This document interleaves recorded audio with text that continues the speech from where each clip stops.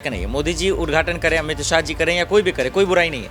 लेकिन सवाल ये है कि जब आप बेटियों की बात करते हैं, महिलाओं की बात करते हैं, और वो भी तब जब देश की पहली राष्ट्रपति महिला आदिवासी से हैं, जब उनको आप मौका नहीं देते हैं तो थोड़ा शर्म की बात होती है। मोदी जी करें, अमित शाह जी करें, उनका स्वागत है, लेकिन द्रौपदी मुर्मू जी का करते तो मुझे लगता है कि 4 चांद शायद नए संसद भवन में लग जाता है। वोटों का खेल है। और देखिए, मोदी सरकार की ये नीति रही है कि वोट पाने के लिए वो किसी भी हद तक जा सकते हैं। नोटबंदी हुई, डिमोनेटाइजेशन हुआ, तब उन्होंने कहा कि बीच चौराहे पे मुझे लाके जो सजा देना 2000 का नोट फिर आप वापस ले लीजिए। अब न चौराहे का पता है, न चौक का पता है, न मोदी जी का पता, खुद ही वो विदेश में घूम रहे हैं।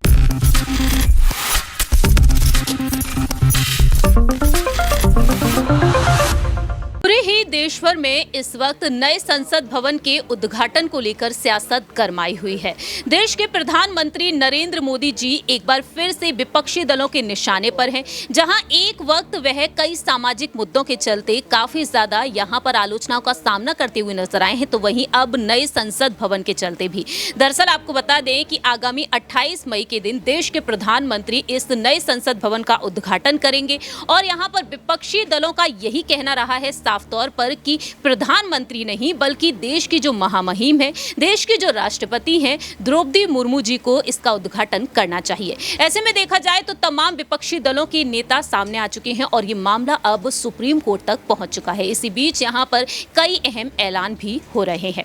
नमस्कार, मैं प्रांशी राठौर और आप देख रहे हैं नेक्स्ट 9 न्यूज। आज हमारे स्पेशल प्रोग्राम आमने सामने में हम बात करने जा रहे हैं कि देश की राष्ट्रपति को लेकर जहां एक तरफ से विपक्षी दल हुंकार भर रहा है, उनका कहना साफ तौर पर यही रहा है कि आने वाले वक्त में जो 28 मई को उद्घाटन होगा उसमें यहां पर अहम फैसले जो लिए जाएंगे, यहां पर प्रधानमंत्री को अपना फैसला बदल देना चाहिए। और इसी बीच यहां पर तमाम नेताओं के बयान सामने आ चुके हैं, जिन्होंने साफ तौर पर कहा है कि वह बहिष्कार करते हैं इस कार्यक्रम का, और कई ऐसे राजनीतिक दल हैं जो इस कार्यक्रम का हिस्सा तक नहीं बनना चाहते हैं। इसी बीच देखा जाए तो बहुजन समाज पार्टी की सुप्रीमो मायावती ने अपनी खुलकर बात रखी, तो वहीं वरिष्ठ नेता, वरिष्ठ वकील कपिल सिब्बल ने भी। सबसे पहले हम आपको बताते हैं कि कपिल सिब्बल ने क्या कहा, मायावती क्या कहती हैं।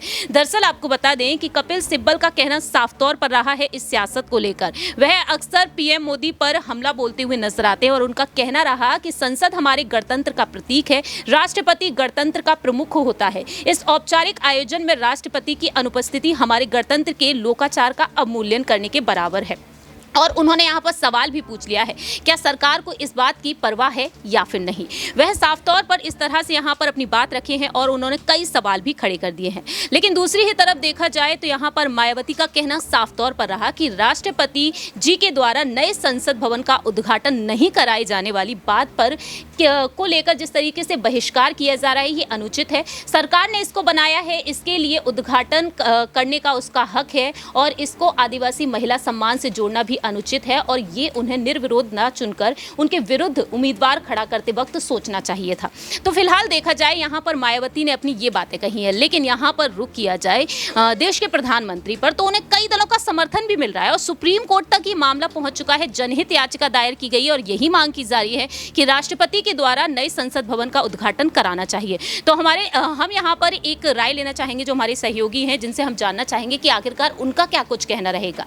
क्या देश की जो महामहिम है उनको ही नए संसद भवन का उद्घाटन करना चाहिए? तो हम यहाँ पर सवाल लेना चाहेंगे कि आखिरकार जो हमारे सहयोगी आसिफ, उनसे हम पूछना चाहेंगे कि यहाँ पर वह कितना सहमत है। मायावती ने यहाँ पर मोदी सरकार को समर्थन दे दिया है, उन्होंने साफ तौर पर कहा है कि सरकार ने इसे बनवाया है तो सरकार का वो पूरा हक है। और दूसरी ही तरफ देखा जाए यहाँ पर प्रोफेसर राम गोपाल वर्मा का भी स्टेटमेंट आया है। बाकी के तमाम विपक्षी दल हैं जिनका साफ तौर पर कहना रहा है कि राष्ट्रपति को आगे करना चाहिए, ये अपमान किया जा रहा है। जी शुक्रिया। देखिए, इसमें कोई शक नहीं है कि राष्ट्रपति द्रौपदी मुर्मू जी करें तो बेहतर है। इसमें कोई शक नहीं कि जो नए संसद का जो एक खूबसूरती इन दिनों जो चर्चा हो रही है, सिर्फ देश में नहीं विदेशों में, लाजमी है कि उसकी और चर्चाएं बढ़ जाती है। और इसमें जो अभी घमासान या फिर जो अभी एक नाटक कहें या तमाशा कहें जो देखने को मिला, शायद ये ऐसा नहीं होता। और सवाल इसलिए भी उठ जाते हैं क्योंकि जब राष्ट्रपति का चुनाव हो रहा था उस वक्त जब यशवंत सिन्हा वर्सेस द्रौपदी मुर्मू का जिक्र हो रहा था और एक ऐसे चेहरे को लाया गया जो दलित परिवार से आती हैं, जो आदिवासी आदिवासी महिला आती हैं, और ख़ास करके जब देश में महिला के सशक्तिकरण की बात होती है, उनके पावर की बात होती है, जब उनको आगे बढ़ाने की बात होती है, तब द्रौपदी मुर्मू जी का नाम बेहतर होता है। देखिए, इसमें कोई शक नहीं है, मोदी जी उद्घाटन करें, अमित शाह जी करें या कोई भी करे, कोई बुराई नहीं है। लेकिन सवाल ये है कि जब आप बेटियों की बात करते हैं, महिलाओं की बात करते हैं, और वो भी तब जब देश की पहली राष्ट्रपति महिला आदिवासी से हैं, जब उनको आप मौका नहीं देते हैं, तो थोड़ा शर्म की बात होती है। यही वजह है कि आज विपक्ष ने ये सवाल उठाया है कि भाई उद्घाटन उन्हें क्यों नहीं करने दिया, जब वो नहीं जाएंगे तो हम नहीं जाएंगे, हम इसका बहिष्कार करेंगे। तो मुझे लगता है ये भी कोई गलत नहीं है। मोदी जी करें, अमित शाह जी करें, उनका स्वागत है, लेकिन द्रौपदी मुर्मू जी का करते तो मुझे लगता है कि 4 चांद शायद नए संसद भवन में लग जाता। लेकिन यहाँ पर आसिफ जी देखा जाए, ये बातें भी साफ तौर पर कही जा रही हैं कि उन्हें आमंत्रित तक नहीं किया गया है, लेकिन वह बधाई संदेश जरूर देती हुई नजर आएंगी। तो यहाँ पर बधाई संदेश देने से ज्यादा बेहतर ये रहेगा कि राष्ट्रपति अगर उस नए संसद भवन में पहुंचे, महज कुछ कदमों की दूरी पर यह नया संसद भवन है राष्ट्रपति भवन से, तो ऐसे में देखा जाए यहाँ पर राष्ट्रपति की अनुपस्थिति क्या वाकई में यहाँ पर सियासत को और तेज करती हुई नजर आ सकती है, क्योंकि मिशन 2024 भी है। बिल्कुल, देखिए लास्ट के सब शब्दों का जो आपने इस्तेमाल किया, एक्चुअल मसला वही है, 2024 का खेल है, वोटों का खेल है।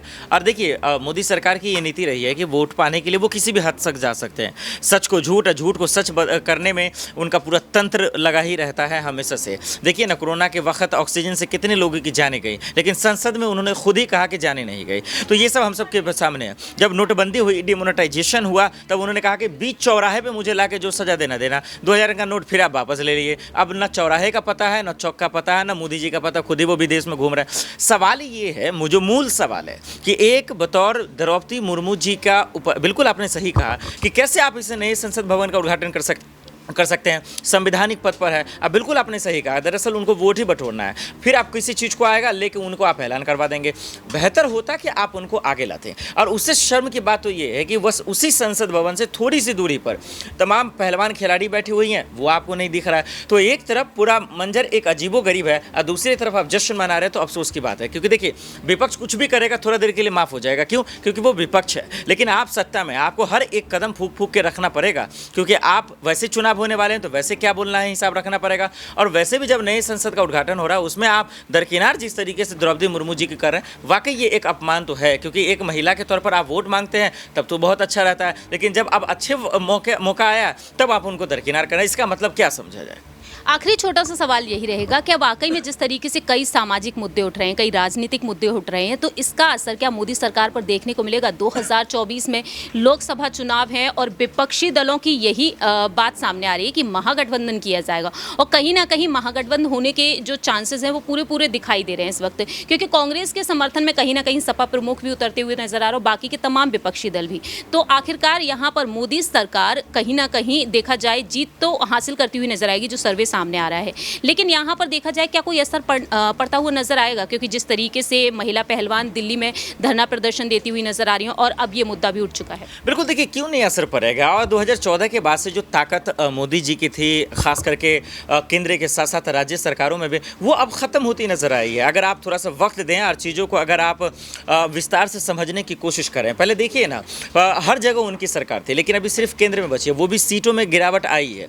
अगर आप देखिए यूपी में, वहाँ भी गिरावट आई है, चलिए यूपी में उनकी सरकार है, बिहार में वहाँ कहानी खत्म हो गया, मध्य प्रदेश में कांग्रेस की सरकार थी, पैसे के बल पे भली खरीद के विधायकों को आपने बना लिया, राजस्थान में आपकी सरकार नहीं है, छत्तीसगढ़ में आपकी सरकार नहीं है, महाराष्ट्र में दादागिरी से आपने सरकार बनाया, कर्नाटक में अभी क्या हाल हुआ वो आप देख रहे हैं। आपकी सरकार है क्या? पंजाब में आप है नहीं, दिल्ली में आप है नहीं, जितने अगर आपको याद आ रहे हैं राज्य जो बड़े बड़े हैं, झारखंड में आप है नहीं, जहाँ भी द्रौपदी मुर्मू जी हैं, तो लगभग जगह राज्य नहीं है। इनका ग्राफ गिरा है। ग्राफ गिरा इसलिए नहीं है कि विपक्ष मजबूत है, ग्राफ इसलिए गिरा है क्योंकि आप सबसे ज़्यादा लोगों को लॉलीपॉप देने में और सबसे झूठ बोलने में सबसे आगे रहते हैं। ये सवाल भी सामने आता है कि जिस तरीके से घोटाले को लेकर जो बातें सामने आ रही हैं, तो क्या यहाँ पर घोटाला भी हुआ है? तकरीबन 861 करोड़ में इसको तैयार किया गया है। नहीं देखिए, बिल्कुल इसमें 161 971 के आसपास भी कहा जा रहा है। नहीं, इसमें ये चीज़ें धीरे धीरे निकल कर आएंगे और मुझे लगता है घोटाले पे राजनीति ना हो तो बेहतर होगा, क्योंकि संसद का बनना जरूरी था।